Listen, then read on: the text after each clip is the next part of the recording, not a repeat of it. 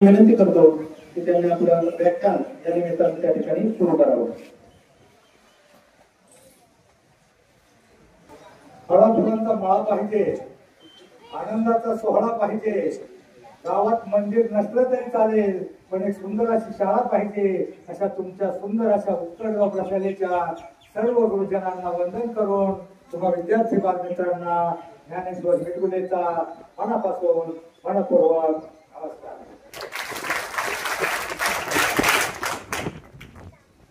सारे जहां से अच्छा, सारे जहां से अच्छा हिंदू सुद्धा हमारा. आपला भारत जगामध्ये आपल्या भारताला का महत्व आहे तर आपली भारतातील आदर्श अशी पवित्र अशी भारतीय संस्कृती, समाज व्यवस्था, कुटुंब व्यवस्था. माणसाला जीवनामध्ये जगायचं असेल, यशस्वीपणे जगायचं असेल, यशस्वी व्हायचे असेल तर माणसाजवळ आत्मविश्वास हवा.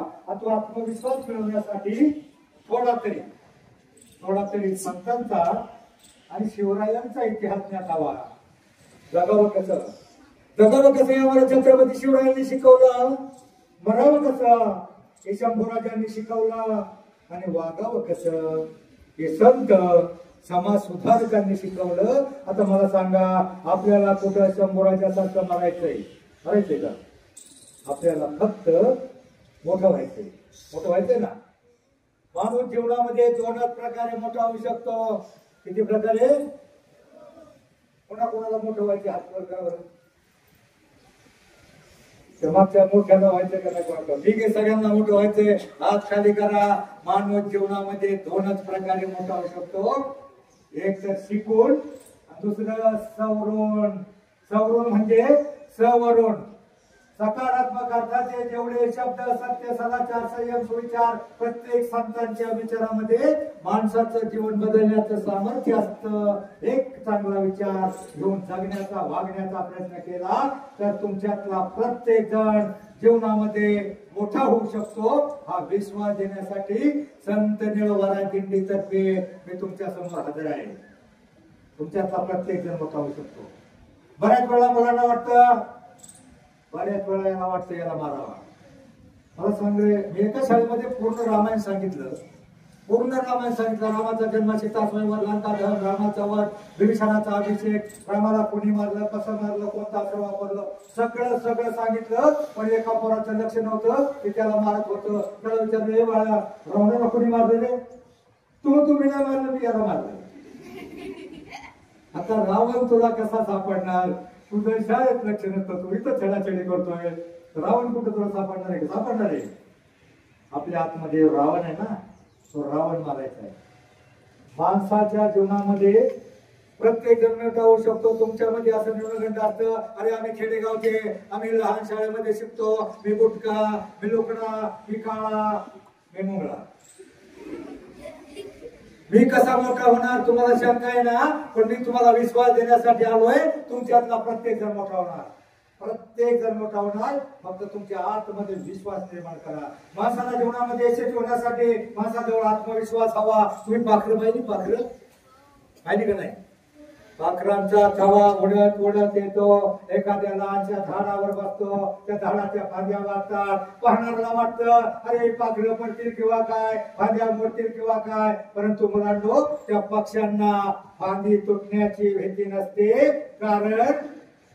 कारण त्यांचा त्या फांदीवर नसून आपल्या पंखावर विश्वास असतो. तसा तुम्ही स्वतःमध्ये विश्वास निर्माण करा. मला मोठं व्हायचंय, मला शिक्षक व्हायचंय, मला राष्ट्रपती व्हायचंय, मला डॉक्टर व्हायचंय, मला इंजिनियर व्हायचंय. राष्ट्रपती नाही होता आलं तरी कमीत कमी पती व्हायचंय. कारण काय सर, एक सामाजिक समस्या निर्माण झाली आहे. प्रत्येक गावामध्ये लहान मोठ्या मुलांची ध्यान देऊ नका. 5वी 7वीची अजून त्यांना कळणार नाही, पण जी मोठी मुलं आहेत ना, 9वी 10वीची, अजून 5-7 वर्षाने तुम्ही 25 वर्षाचे व्हाल. आणि मग तुम्हाला वाटेल काहीतरी पुढे एवढी बाहुली आपली बापाने उभी करावा आणि मग ब्राह्मण काकाने आलो द्यावा. शुभमंगल सावधान, तुमचं शुभमंगल व्हायचं असेल. कारण काय, मी तुम्हाला पहिलं सांगितलंय, मानव जीवनामध्ये दोनच प्रकारे मोठा होऊ शकतो. एक शिकून, दुसरं सवरून. आता तुम्ही काय मुलं टंगरमंगल करतात. त्यांना वाटतं जाऊ द्या, शिक्षकांचं ऐकत नाहीत, सरांना मागं बोलतात, बापाचं ऐकत नाहीत. मग ती मुलं हवेत असतात आणि मग आपलं करिअर करत नाहीत, अभ्यासाची टंगमंग करतात, पुढे मार्क कमी पडतात किंवा नापास होतात आणि सुशिक्षित बेकार टुकार होतात, गावात बोंबलत फिरतात. कोण देणार त्यांना पोरगी? मग मी तुम्हाला जाग करण्यासाठी आलोय. प्रत्येक गावामध्ये 10 ते 12% मुलं बिगर लग्नाची आहेत. मी फक्त मुलांसाठी आलोय. मुलींचा काय प्रॉब्लेम नाही. मुलींचा प्रॉब्लेम जरा वेगळा आहे, तो मी सांगतो नंतर. कार बॉम्बला फिरतात आणि मग त्या मुलाला त्यावेळेस पश्चाताप होतो. अरे मी शाळेत 9वी 10वीला असताना 12वीला असताना चांगला अभ्यास केला असता. कुठेतरी आजकाल आपल्या तुमच्या माहितीसाठी सांगतो, MIDC भागात जातो, शिक्रापूर सणसवाडी. आपल्या भागामध्ये तर बिलकुल सुशिक्षित बेरोजगारी नाही. आपल्या भागामध्ये MIDC मध्ये 75% 80% कामगार UP बिहार बाहेरचे आहेत. आणि मग आमची पोरं काय शिकत नाहीत, ITI सुद्धा करत नाहीत, बेकार होतात आणि मग बोंबलत फिरतात आणि मग कोण देणार यांना पोरगी? मग मी तुम्हाला जागा करण्यासाठी आलोय. आता आपलं करिअर करा, पहिलं करिअर करा, पहिला अभ्यास करा. आणि माणूसाला तुम्हाला मोठं व्हायचं असेल आणि पुढे काहीतरी राष्ट्रपती का काहीतरी व्हायचं असेल तर आता आपलं करिअर करा. आपलं करिअर करून शिकून सवरून काहीतरी बना, शिक्षक बना, डॉक्टर बना, इंजिनियर बना, काही बना. आपल्या देशामध्ये दोन भाग महत्वाचे आहेत. कोणते कोणते माहिती आहे? 1962 ला युद्ध झालं, लाल बहादूर शास्त्री पंतप्रधान होते आणि त्यांनी एक घोषणा दिली होती, जय जवान. पण ही दोन्ही सध्या उपेक्षित आहेत. जवान दिसायला चांगला दिसतो, तरुण डोंगर साधे वाटतात, परंतु त्या जवानाचे काय हाल असतात तिकडं. डोंगर, दऱ्या, कड्या, कपारी, ऊन, बर्फ, वादळ वाऱ्यामध्ये सीमेवर लढत असतो. त्याचं कुटुंबाकडे गावाला काळजी करत असतं. आणि शेतकऱ्याची अवस्था तुम्ही शेतकऱ्याचे आहात, माहित आहे. शेतकरी पिकवतो, त्याचं कधी भाव मिळत नाही, भांडवल होत नाही. कधी पावसानं जातं, कधी बिगर पावसाच्या पाण्यात चालवून जातं. मग हे दोन प्राणी आता सध्या जय जवान आणि जय किसान घोषणा दिली, पण दोघांचाही जय सध्या होत नाही. कारण सैनिक बघा, सीमेवर जाताना त्याची पत्नी, त्याची आई, त्याचं लहान पोरगं त्यांना तिकडे जाताना निरोप द्यायला येतात. सीमेवर जात असताना त्याची पत्नी त्याला ओवाळते. ती ओवाळत असताना तिच्या चेहऱ्यावर हसू असतं, पण अंतःकरणात दुःख असतं, काळजी असते, यातना असतात. मग तो जवान आपल्या कुटुंबाचा निरोप घेऊन सीमेवर जातो आणि सीमेवर गेल्यानंतर तिथं आपल्या सीमेवर कारण चीन, पाकिस्तान कायमच काहीतरी भांडण चालू असतात, घुसखोर घुसतात, आतंकवादी घुसतात आणि आपल्या जवानांना लक्ष करतात. नाशिक तालुक्यातल्या सिन्नर, नाशिक जिल्ह्यातल्या सिन्नर मधला एक जवान असाच गेला. एक मुलगा तो लष्करात भरती झालेला, तिकडे युद्ध पेटला. आता तुम्ही पाहिला, युद्ध सुरू झाल्यावर नवीन लग्न झालेला 4 दिवसाच्या आपल्या जवानाला आपली ड्युटी बदलायसाठी जावं लागतं. पाहिलं टीव्हीला? नाही पाहिलं ना? टीव्हीला तुम्ही पाहिलं, 4 दिवस लग्न झालेला जवान नोकरी बदलायसाठी. मग त्याच्या कुटुंबाला किती दुःख असेल. मग अशा प्रकारे तो सीमेवर जातो. सीमेवर गेल्यावर तिथून फायरिंग चालू होते, दादर येतो, तिथं मोबाईलची तुम्ही काहीतरी व्हिडिओ पाहिला असेल, पाणी मिळत नाही, मग तो कुठल्या तरी याच्यावर आपला फडका पिळून खड्ड्यातून पाणी पिऊन जवान पितो. परंतु त्याला आपली नोकरी, आपली देशसेवा करावीच लागते. आणि मग ते संध्याकाळच्या वेळेला एकमेकाला जवान जमले की मग विचारतात, काय आलं का पत्र, काय पत्र आलं का. आणि मग तो सांगतो, एक सिनेमा होता त्या सैनिकी जीवनावर, संदेशे आते है हमें. तो सांगतो त्याला चिठ्ठी वगैरे आली का, तो मला आली. मग त्याला हिंदीमध्ये असतो, युपीचा माणसाला सांगताना त्याला हिंदीमध्ये सांगावं लागतं, संदेशे आते है हमें तड़पाते है, चिट्ठी आती है वो पूछी जाती है, किधर कब आओगे, किधर कब आओगे, सुनो कब आओगे, लिखो कब आओ. घरी कधी येणार. आई काळजी करते, आई दिले असतं, बाळा काळजी करून घे, त्या जीवाची काळजी घे. बायकोची वेदना वेगळी असतात. लहान मुलं म्हणतात पप्पा कधी येणार. वर्ष झालं तरी त्याला, त्या जवानाला सुट्टी मिळत नाही. आणि मग ते गावावरून फायरिंग सुरू होते. फायरिंग सुरू झाल्यावर आपल्या सगळ्या तुकड्या सीमेवर जातात. सीमेवर जाता आपले 50 जवान असतात, पण त्याचे 200-300 जवान असतात. फायरिंग होते, आपले जवान त्याच्या सगळ्यांना हे करतात. सगळे जवान आपले रक्तबंबाळ होतात. 50 पैकी 25 जवान गोळी जाते, त्याच्या घासेतून मानेतून गोळी जाते, त्याची मान छाटली जाते, परंतु तो तरफडत असतो आणि तरफडत असताना बाजूचे जवान त्याच्या जवळ येतात. त्याच्या जवळ आल्यावर त्याला बाजूचे जवान, तिथं काही कुणाला सोय नसते, तिथं तो त्यांना म्हणतो हे वतन म्हणजे हे देश तुमच्या हवाली करून मी जातोय. हिंदीमध्ये गाणं आहे, तर हिंदी तुम्हाला कळते गाणं सगळ्याला. मग मी जातोय, तुम्ही सांभाळा म्हणतो, आणि त्यावेळेला तो सांभाळा म्हणून बाकीच्या जवानाला मान टाकतो. मान टाकल्यावर तिथं काय वेळ नसतो, आपल्या घराजवळ एखाद्यानं मान टाकली, एखादा माणूस म्हातारा माणूस मेलं तर त्या सुना आजूबाजूचे लेकी बाळा सुना मोठ्याला हांबाळा पडतात, पण तिथल्या जवानाला रडायची मुभा नसते. एखादा जवान मृत्युमुखी पडला त्याला ताबडतोब उचलायचं, छावणीमध्ये न्यायचं. छावणीमध्ये नेल्यावर तिथं एक तिरंगा झेंडा असतो मोठा, त्या तिरंगामध्ये लपेटायचं. शेवपेटी असते मोठी, आणि त्या शेवपेटीमध्ये त्याचा जे प्रेत आहे टाकायचं, आणि मग ते काही काही ठराविक जणांना ड्युटी असते, त्याचा गावचा पत्ता शोधून ती शेवची पेटी गावाकडे आली असते. मला सांगा, तुमच्या कोणाचे घरातले आहे का सैनिक मिलिटरीमध्ये? कोणाकोणाचे आहेत? चिठ्ठी नाही. आपला आता कमीत कमी आपल्या यात्रेला चैत्र पौर्णिमा आहे, त्या मागल्या चिठ्ठीत त्याने लिहिलं होतं, जमलं तर यात्रेला येईल. कधी जमलं तर यात्रेला येईल. मग हे यात्रेच्या दिवशी सगळं कुटुंब वाट बघत असतं, बाकीचे सगळे आनंदात असतात. पण त्याच वेळेला ही वाट बघत असताना लहान चिमुरडा मुलगा विचारत असतो, पप्पा कधी येणार, पप्पा कधी येणार. त्याच वेळेला बाजूच्या लांब रस्त्यावरनं, गावच्या रस्त्यावरनं बऱ्या 2-3 गाड्यांचा ताफा येतो. एक अँब्युलन्स असते, त्याच्या मागे मिलिटरीची गाडी असते, मिलिटरीचे अधिकारी असतात, आणि मग ते अधिकारी ते शेव घेऊन येत असतात. आणि ते शेव घेऊन आल्यावर पहिली आई अंबाडा बोलते.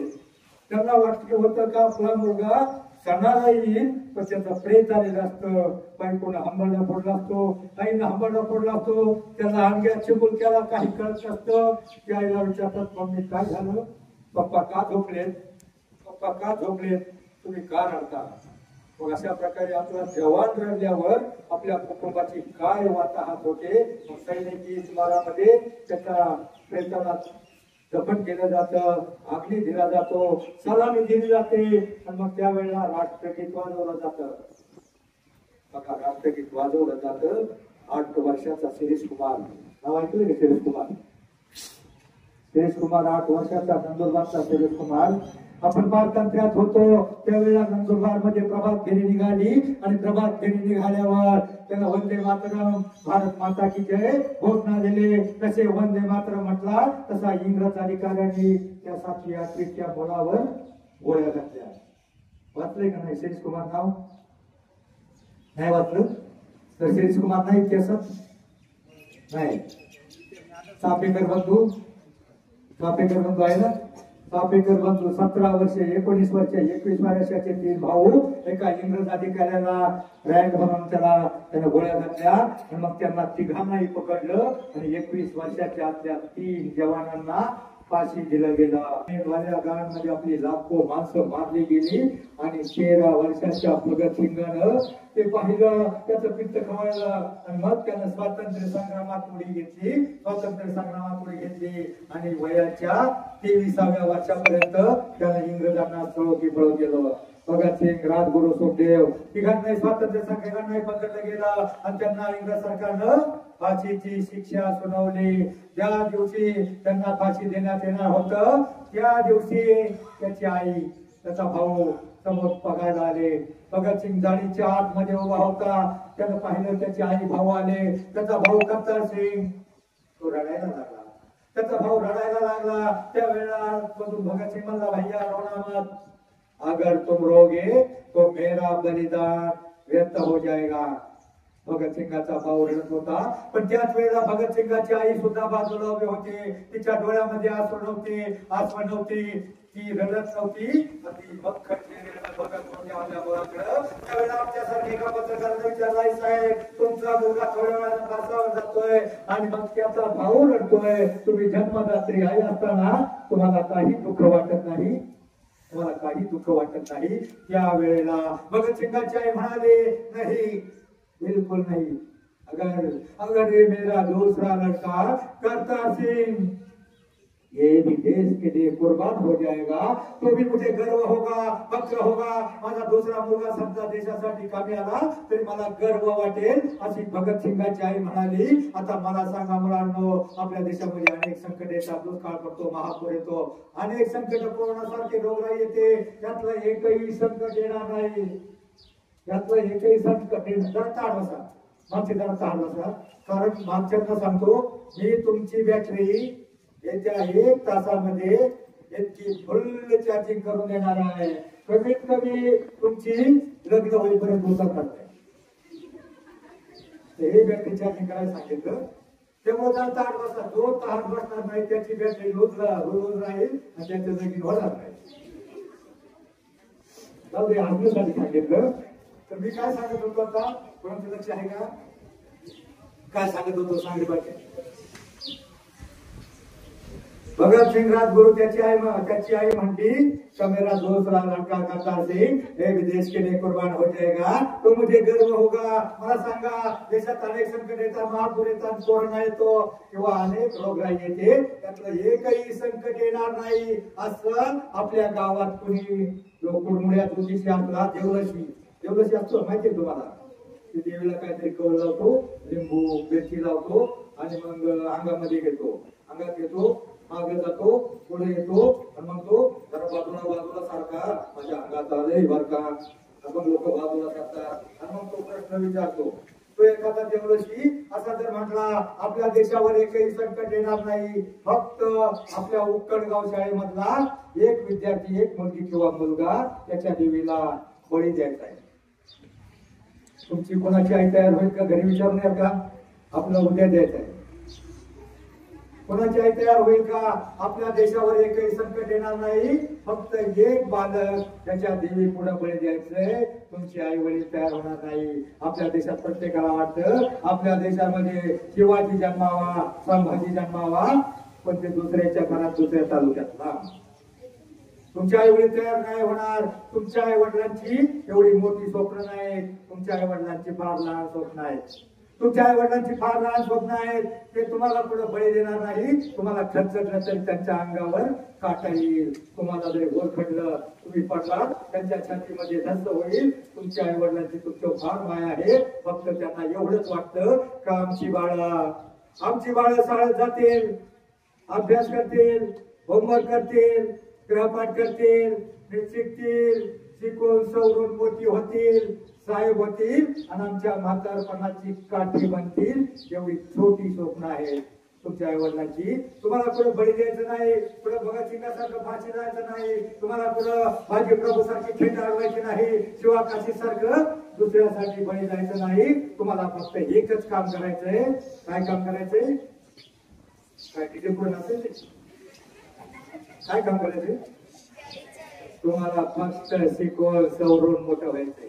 फक्त शिकून, तुमच्या आई वडिलांची फार लहान स्वप्न आहे, तुम्हाला फक्त शिकून सवरून मोठं व्हायचंय आणि तुम्ही एकाच प्रकारे मोठा होऊ शकता. फक्त एकच मार्ग आहे, शिक्षण. मुलांना शिक्षण म्हणजे शून्यातून विश्व निर्माण करण्याचा मार्ग. शिक्षण म्हणजे सूत्रावरून स्वर्ग गाठण्याचा मार्ग. लोक मेल्यावर स्वर्गात जाण्याची इच्छा व्यक्त करतात, पण शिकला सवरलेला माणूस, द्रौपदी मुर्मू सारखा शिकला सवरलेला माणूस या पृथ्वी तलावर स्वर्ग निर्माण करू शकतो. एवढी ताकद या शिक्षणामध्ये आहे. फक्त तुम्ही ते मन लावून शिका. तुम्ही एक नाव ऐकले का? मीराबाई. मीराबाई ऐकले का? मुलांना मीराबाई कोण होती? का तुम्ही फक्त शांताबाईच ऐकली? कोण ऐकलं तुम्ही? मीराबाई संत, मीराबाई जनाबाई, बहिणाबाई संत होते. आणि तिथे एक भजन आहे, जरा माझं म्हणाल का? कैसे लागी लगन मेरा हो गए मगन, वो तो हरी हरी हरी हरी गुण गाने लगी. काय अर्थ होतो याचा? याचा अर्थ काय होतो? जैसी लागी लगन.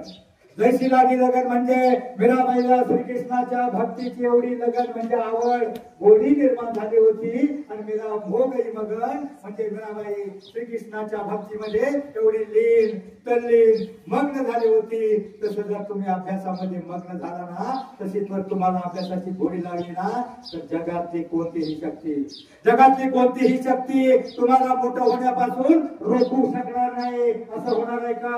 बाई काय भानगड काय सांगत होती तिथं काय ठरवलं तू लगीन करायचे ना, मला लगीन करायला पाहिजे ना, मी काय सांगत होतो आता, काय सांगत होतो कोणाचं काय सांगत होतो?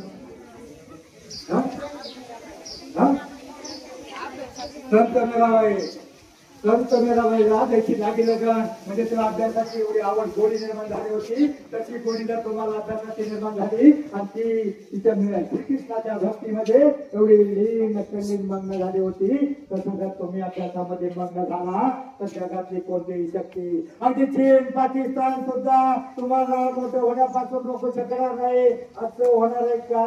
एखादा चीनचा सैनिक आणि पाकिस्तानचा आतंकवादी आणि म्हणाले बाळ्या नाळ्या घालू का गोळ्या म्हणाल का? लय अभ्यास करून कॅप्टन होऊ नको, असं म्हणणार आहे का कोण तुम्हाला? जगातली कोणतीही शक्ती कोणतरी शत्रू तुम्हाला मोठ्या होण्यापासून रोखू शकत नाही. परंतु काही शत्रू आहेत, पाकिस्तान काही शत्रू आहेत ते तुम्हाला मोठं होऊ देणार नाही. कोणते शत्रू आहेत माहिती आहे तुम्हाला? तुमच्या आतमध्ये शत्रू आहे, तुमच्या आतमध्ये एक किडा आहे. कोणता शत्रू आहे आतमध्ये? माणसाचा सगळ्यात मोठा शत्रू कोणता? सांगतो नीट कान करू नये का? सरांचं काय बिघडणार नसतं. तुम्हाला मोठं व्हायचं असेल ना, तुटल्या तुमच्या आतले आळस कंटाळा बेफिकिरी यांना पहिलं बाहेर काढा. आणि त्यापेक्षा भयंकर डेंजर महाविघातक तुमचे काय दुश्मन आहेत, शत्रू आहेत, पण ते तुमचे जानी दुश्मन आहेत. तुम्हाला फार आवडतात. कोण कोण आहे तुम्हाला माहितीये का? ते फार आवडतात पण तुम्हाला आयुष्यात मोठं होऊन देणार नाही. असे काही शत्रू आहेत. कोणते शत्रू आहेत माहितीये तुम्हाला? त्यामध्ये थोडा टाइम आपला वेळ थोडा शॉर्टकट मी सांगतो. तुम्ही अभ्यास, गृहपाठ, होमवर्क बघत असता. कोण? संध्याकाळी अर्ध्या तासाला काय असतं? मालिका. काय मालिका? ह्या बाईनं त्या बाईची कशी गोडी करायची, याच्या पलीकडे त्या मालिकेत काही नसतं. पण तुम्ही आपला अभ्यास गृहपाठायला बाजूला आणि बघत बसता आणि दुसऱ्या दिवशी सरांना सांगत असता माझं डोकं दुखत होतं, माझा तुझ्या कधी वरंगला. मग तुम्ही टीव्हीच्या मालिका तुम्ही एखादी बघा, छत्रपती संभाजीराजाची स्वराज्य रक्षक मालिका बघा, पण मालिका बिलकुल बघू नका. तुम्हाला जर खरंच टाइम असेल ना, मालिका बघू नका. त्याच्याऐवजी आईला मदत करा, स्वयंपाक करायला शिका. सासरला गेल्यावर बोलणी खायला मिळणार नाही, आई वडिलांचा उद्धार होणार नाही. एखादा वेळ मिळला तर तुम्हाला खरोखर मोठं व्हायचंय का? मला सांगा, खरोखर व्हायचंय का?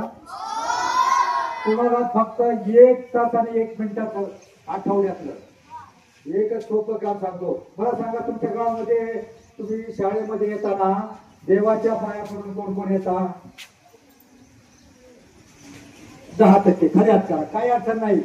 जे येतात ना, ज्यांना देऊळ जवळ आहे त्यांनी पाया पडून या. पण देऊळ लांब असेल, शाळेला वेळ होत असेल, त्यांनी नाही पडलं तरी चालेल. पण फक्त 1 मिनिटाचं काम करा. त्याऐवजी काय काम करा? तर तुम्ही घरी येऊन निघताना तुमची आई किंवा वडील जे कोणी असेल, तुमची आई वडील तुम्हाला डबा बनवून देत असेल किंवा तुम्हाला आवरून कपडे काढून देत असेल, त्या आईच्या किंवा वडिलांच्या फक्त 1 मिनिट लागतो मुलांनो, फक्त 1 मिनिट.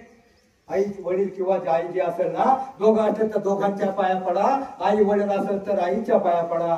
आणि पाया पडल्यावर मग तुम्ही बघा इथे, तुम्ही मला सांगा, तुम्ही आई वडिलांच्या किती जण पाया पडता? हात वर करा बरं. 5%. काय हरकत नाही.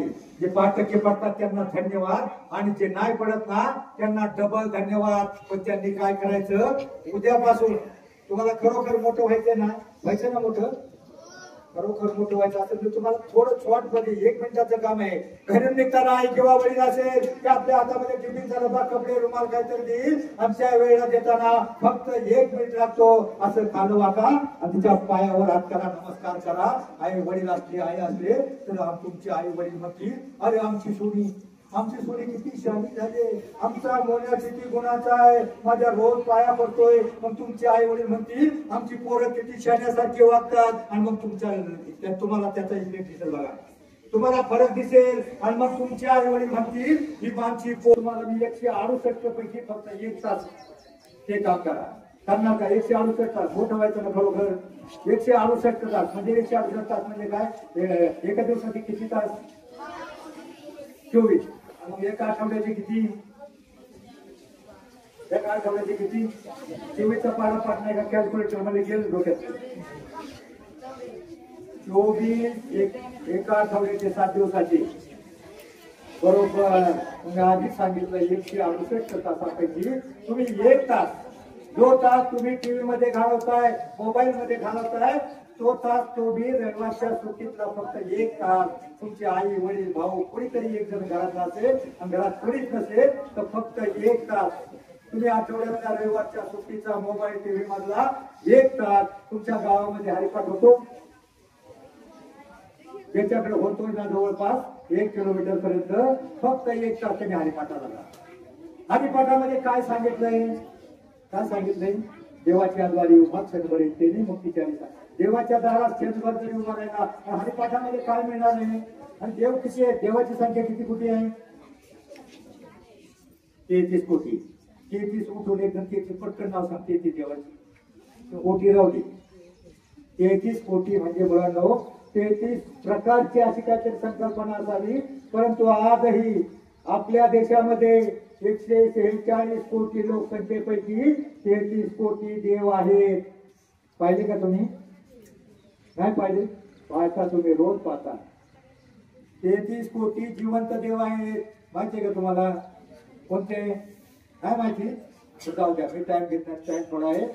146 कोटी लोकसंख्येपैकी 33 कोटी जिते जाते जिवंत देव आहेत. आणि ते देव कोणते? तर बालवाडीपासून मास्टर डिग्री पर्यंत आपल्या देशामधल्या विद्यार्थ्यांची संख्या सरकारी आकडेवारी बरोबर 33 कोटी आहे.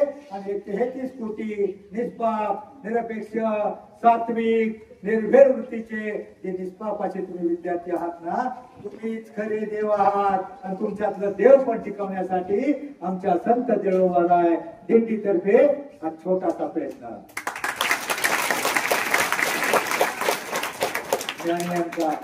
ज्ञानी यांचा वाहतुक्याचा वंश तुमचा तोच आहे. आपल्या हे रक्ताचा थोडा ईश्वराचा अंश आहे. राहुळी ना देवळी ना कोणत्या देव विद्या मंदिराच्या साक्षात 33 कोटी देव. तुम्हीच खरे देव आहात. जोपर्यंत तुम्ही चांगलं वागाल, निष्पाप राहाल, वाईट माणसाच्या संगतीला जाणार नाही, वाईट प्रकारच्या वागण्याच्या माणसाला त्याच्या जवळ सुद्धा जाणार नाही, तुम्हीच खरे देव आहात. मी देवाची भक्ती करतो. पण कोणत्या देवाची भक्ती करतो? त्या 33 कोटी देवाची. मी त्या देवाकडे जातो पंढरपूरला, त्याच्याकडे काही मागत नाही, तरी त्यानं मला स्वप्नात येऊन एकदा म्हटले काहीतरी माग. त्यावेळेला मी म्हटलं त्याला काहीच मागितलं नाही. त्याला म्हटलं मला राहण्यासाठी छोटीशी झोपडी दे. मला त्यानं मोठा बंगला दिला. मग त्याला म्हटलं मला फिरण्यासाठी थोडी सायकल तरी दे. त्याऐवजी त्यानं मला मोठ्या गाड्या दिल्या. मी त्याला थोडस मला सांगितलं मला जगण्यासाठी थोडस पाणी दे. त्यांनी मला तलाव दिला. आणि मग मी मागता देव म्हटला माग म्हणल्यावर मागतच गेलो. आणि मग मी देवाकडे देवच मागितला.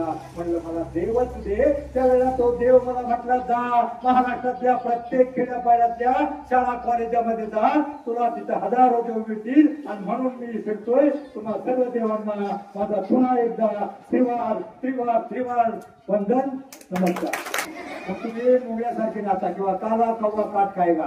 संतांचे अभंग 700 वर्षानंतरही प्रत्येक गावात कीर्तन भजन हरिपाठ काकडा प्रवचन संतांचे अभंग गायले जातात. सुंदर ध्यान देवाच्या द्वारी इवरेशी रूप हरिमुखे म्हणा किंवा अवघाची संसार जे का रंजने गांजले.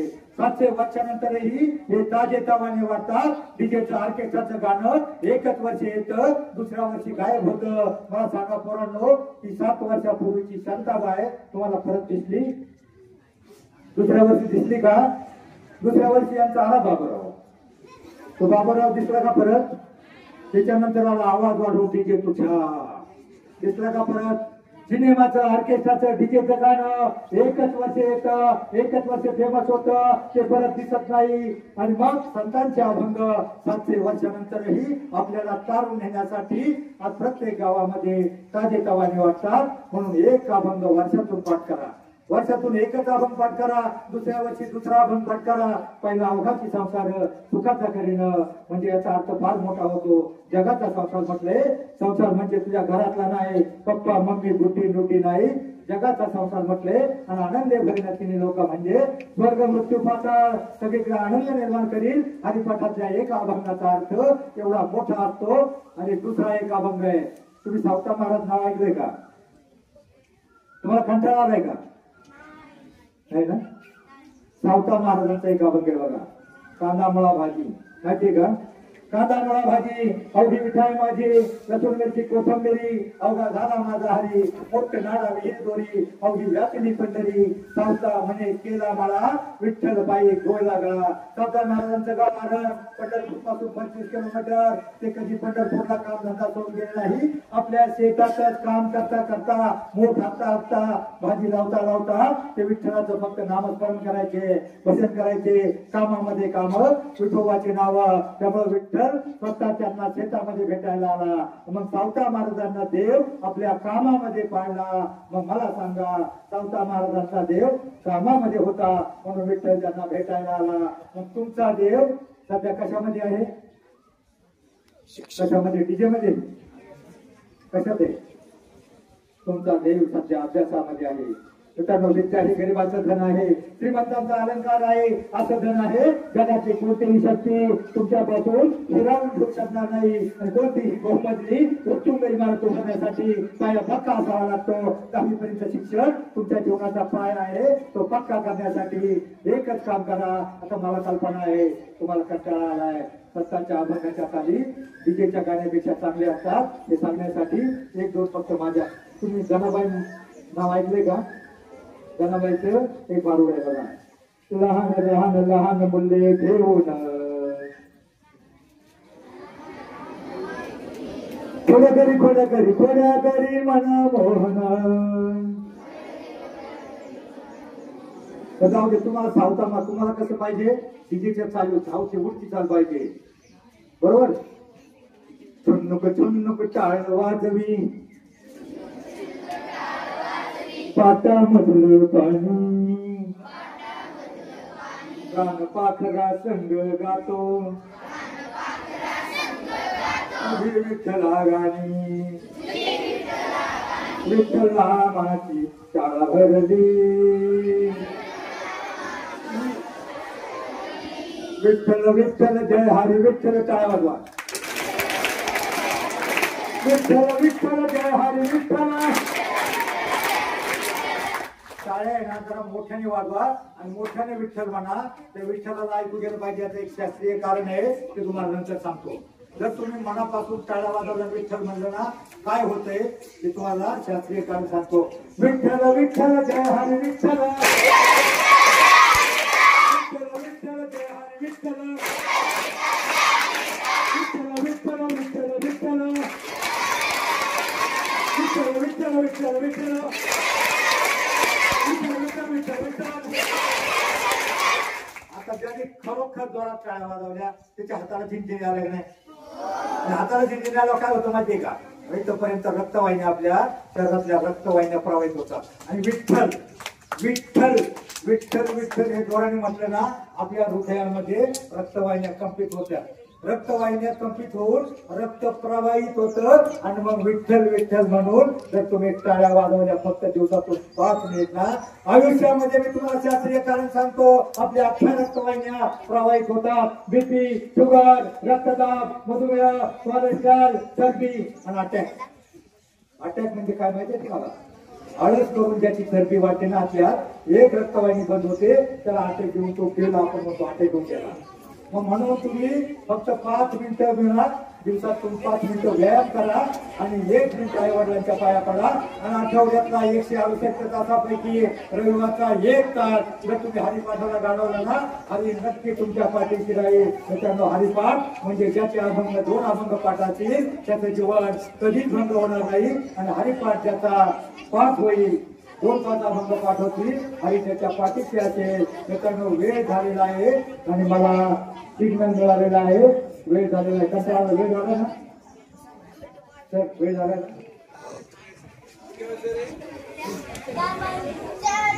बरं जाऊ दे, मी तुम्हाला एक गोष्ट सांगतो. तुम्हाला गोष्ट आवडते ना?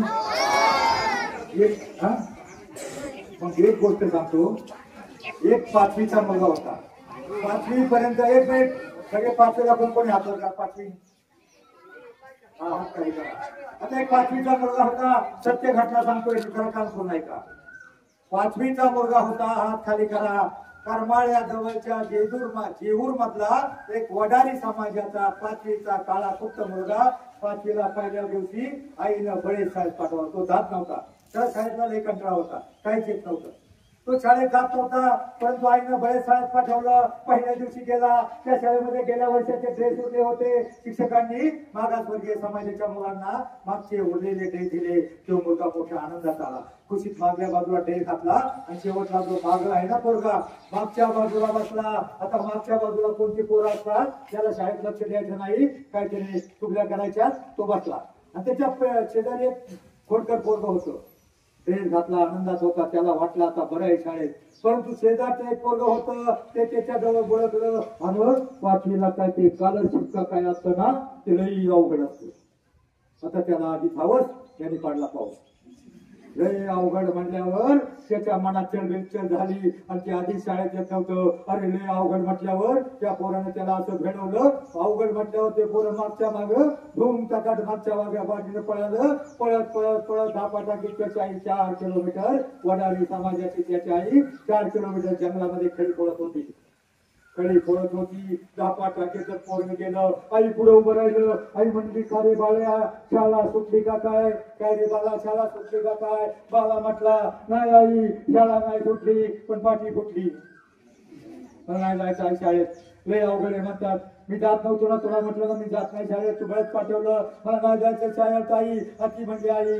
आई त्याला म्हटली अरे आयुष्यभर आमच्यासारखं काहीतरी कामाला कष्ट करून खरी फोडून कशाला फक्त बघतो, काहीतरी शिकून सवरून काहीतरी बन, काहीतरी मोठा बन. ते पण तो पोरगा म्हटला नको नाही, मला लय कंटाळा येतोय, मला नाही जायचं शाळेत. पोरग रडायला लागलं. रडायला लागल्यावर आई म्हणली मर मेल्या तुझ्या नशिबातच नाही तो, असं म्हणून मग तो पोराने त्या आईला पटवण्याचा प्रयत्न केला. आता त्याला जेव्हा जीव आला, म्हणलं असं ना बाई, मग आई असं करतो ना, तुझं खडी फोडताना तुझं ब्रासवर काम असतं, तुला 200-300 रुपये मिळतात, मी थोडी मदत करीन आणि मग मी शाळेत नाही जाणार, जमल ना? ठीक आहे आई म्हणजे मर मेल्या तुझ्या मनात आहे तसा कर. मग आईनं तो म्हणला मी खडी फोडतो म्हणल्यावर आईनं त्याच्या हातामध्ये हातोडा दिला. हातोडा दिल्यावर मुलाला वाटलं आता सुटलो, आता अभ्यासाच्या काचातून सुटलो. मोठ्या खुशीमध्ये त्यानं हातोडा घेतला आणि 5 वर्षाच्या 5वीच्या मुलाला किती ताकद असणार. हातोडा घेतला.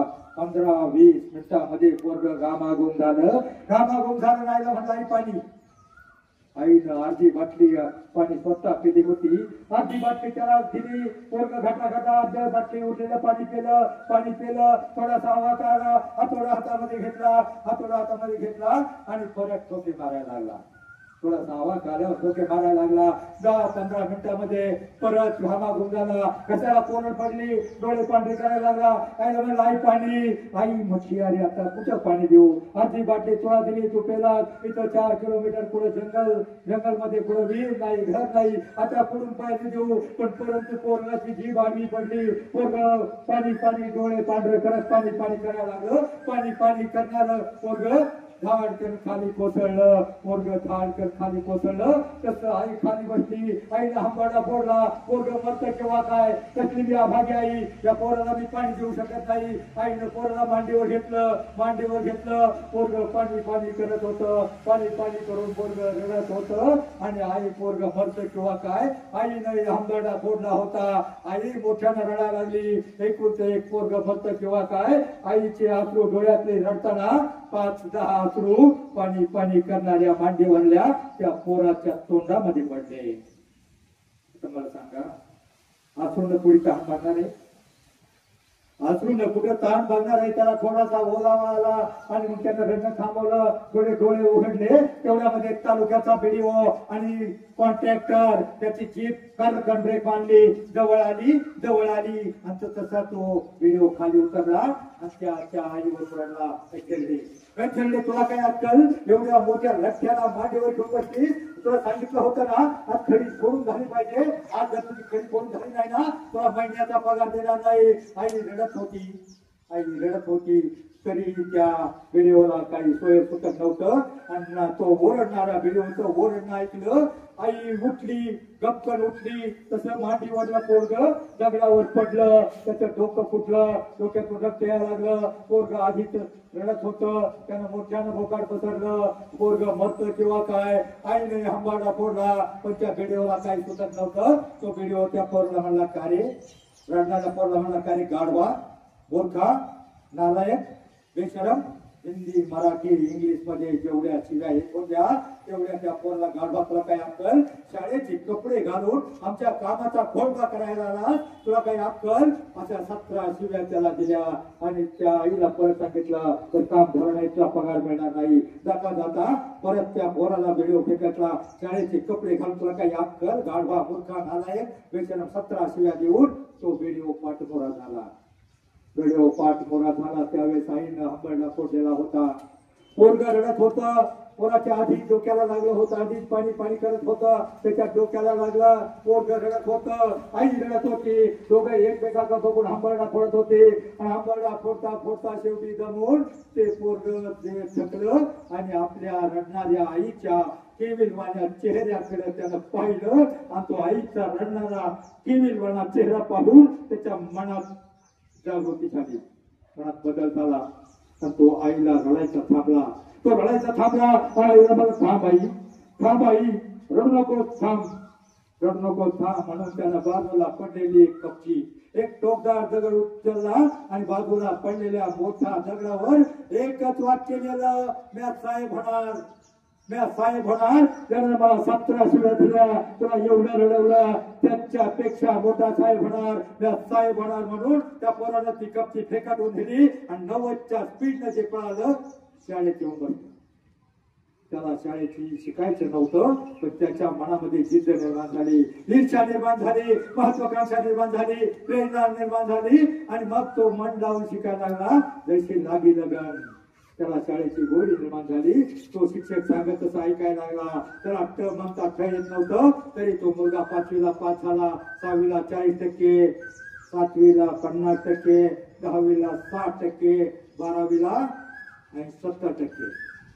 70% ज्याला काहीच येत नव्हतं त्या मुलाला 70% मार्क घेतले. आणि जोपर्यंत तो 10वीला गेला ना, त्या 10वीला गेल्यावर त्या मुलामध्ये थोडी ताकद आली होती. त्या मुलानं त्याची आई सकाळी 10:30ला खडी फोडायला जायचे, तोपर्यंत तो सकाळी 6ला जायचा.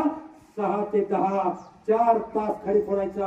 आई 8 तास जेवढी खडी फोडत होती त्याला ताकद आली होती. 10वी ते 12वी पर्यंत त्यानं इतकी खडी फोडली, एवढे पैसे मिळवले. आणि त्या पैशाची त्यानं पुस्तकं घेतली आणि त्या पुस्तकाचा शालेय अभ्यासक्रमापर्यंत तो अभ्यास करायला लागला. त्याने कोणती पुस्तकं घेतली असतील? त्याला काय व्हायचं म्हटला? तो साहेब होण्यासाठी जी लागतात ना, महाराष्ट्र राज्याने, भारतीय याची, केंद्राची, राज्याची, एमपीएससी, यूपीएससी सगळी पुस्तकं घेतली. 12वी झाला. 12वी नंतर त्याच्या सीएच्या अंडरमध्ये काम करून त्याच्या इथं राहून त्याच्याकडून त्याला 4-5 हजार मिळायचे. स्वतः कष्ट करून शिकला आणि त्याला नंबर शिकल्यावर 12वी नंतर मागासवर्गीय समाजाचा त्याला स्कॉलरशिप मिळाली. तो ग्रॅज्युएट झाला.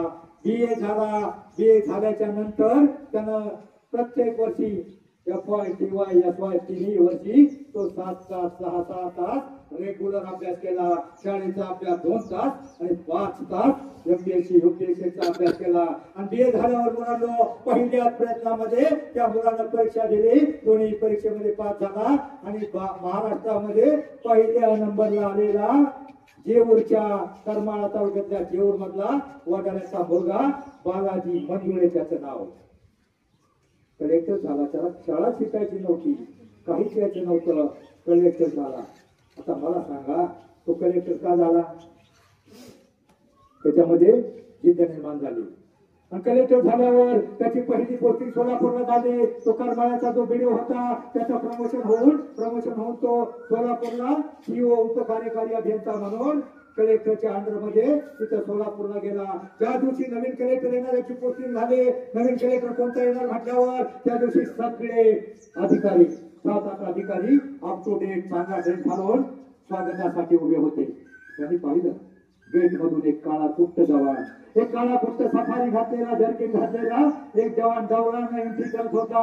तो जवान जवळ आला. जवळ आल्यावर यांनी त्याला पाहिलं. त्यांनी सगळे 7-8 अधिकारी होते ना, त्या सगळ्या अधिकाऱ्यावर नजर फिरवली. नजर फिरवल्यावर त्यातला एक अधिकारी त्या कलेक्टर झालेल्या मुलाला ओळखीचा वाटला. मला सांगा कोणता अधिकारी ओळखीचा वाटला? कोणता? शिवेंद्र ना, जो प्रमोशन होऊन गेला होता, बेडी होता, उपकार्यकारी CEO झाला होता, तो अधिकारी ओळखीचा वाटला. आता मला सांगा तो त्याच्या अंडर मध्ये आलाय, हा कलेक्टर झालाय. एवढ्या शिव्या दिल्या त्याच्या आईला, एवढं घडवलं. तो त्याच्या हाताखाली आलाय. त्याच्या हाताखाली आलेल्या त्या शिव्या दिलेल्या अधिकाऱ्याचं त्या कलेक्टर झालेल्या वडाळ्याच्या पोरानं आता त्याचं काय केलं पाहिजे? काय फक्त सांगा, आपलं वेळ नाही. काय केलं पाहिजे? हा, पाया पडलं पाहिजे, तुम्ही सांगता त्याला सस्पेंड केलं पाहिजे, त्यांच्या भाषेत काढून टाकलं पाहिजे ना. नाही ना, एवढ्या शिव्या दिल्या म्हणलं काय शाळेतली पोरं म्हणतात त्याला काढून टाकलं पाहिजे. तसं नाही मुलांनो, तो त्याला ओळखलेल्या त्या अधिकाऱ्याच्या जवळ वडाळ्याचा तो मुलगा कलेक्टर झालेल्या त्याच्या जवळ गेला आणि जवळ जाऊन त्याच्या पायावर दोन्ही हात जोडून पायावर वाकला. लोक टिकून नमस्कार केला. तो व्हिडिओ झालेला व्हिडिओ शिव मागे झाला. साहेब तुम्ही कलेक्टर आहात, तुमची पोस्ट माझ्यापेक्षा खूप मोठी आहे, माझी पोस्ट तुमच्यापेक्षा खूप लहान आहे, तुम्ही माझ्या पाया पडायचं नसतं. त्यावेळेला तो कलेक्टर झालेला वडाळ्याचा मुलगा बालाजी म्हटला, कुणाची पोस्ट मोठी कुणाची पोस्ट लहान हे काय नाही, इतका मी नक्की हुशार आहे का कलेक्टर झालो म्हणजे. पण मी तुमच्या याच्यासाठी पाया पडलो की जर तुम्ही त्यावेळेला मला एवढ्या शिव्या दिल्या नसत्या, माझ्या आईला रडवलं नसतं आणि ते माझ्या काळजात लागलं नसतं, माझ्यामध्ये जिद्द निर्माण झाली नसती, महत्वाकांक्षा निर्माण झाली नसती, तर आज कुठेतरी मी माझ्या आई बरोबर जंगलामध्ये खडी फोडत असतो.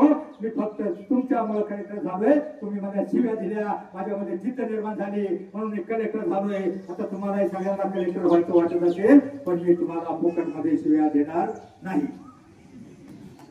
परंतु तुमच्या मनामध्ये जिद्द ठेवा. आपले आई वडील आपल्यासाठी घामाच्या दारा घालतात. तुम सबको भगवान ने तुम सबको हीरा ही बनाया है, भगवान ने तुम सबको हीरा ही बनाया है. बस शर्त है कि जो घिसेगा वही चमकेगा.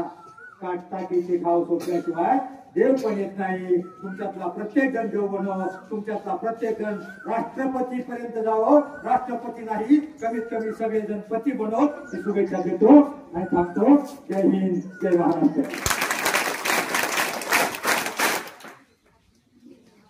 आपल्याला या ठिकाणी दिलेला आहे. अतिशय मार्मिक उदाहरणं देऊन आपल्या जीवनामध्ये प्रकाश पाडण्याचं काम या ठिकाणी महाराजांनी केलं. त्याबद्दल विद्यालयाचे वतीने विद्यालयाचे प्राचार्य सन्मानित श्री BT शितोळे सर त्या ठिकाणी त्यांचा सन्मान करत आहेत. तो त्यांनी स्वीकारावा अशी मी त्यांना विनंती करतो.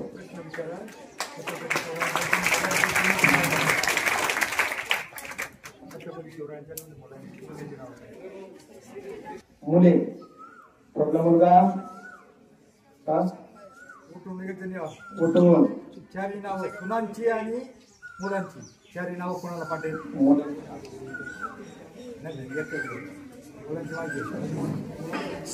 आपल्या मुलाचं नाव छत्रपती संभाजी महाराज, आणि त्यांच्या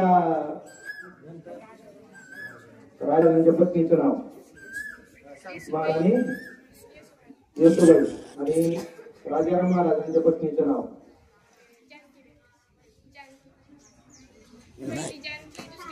हो दोघं जण या. ये इकडे त्यांना हरिपाठ द्या ना, हरिपाठ द्या ना.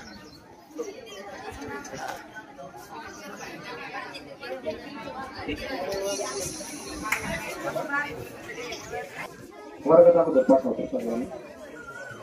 चला इयत्ता पाचवीचे चला वर्गात पाचवी.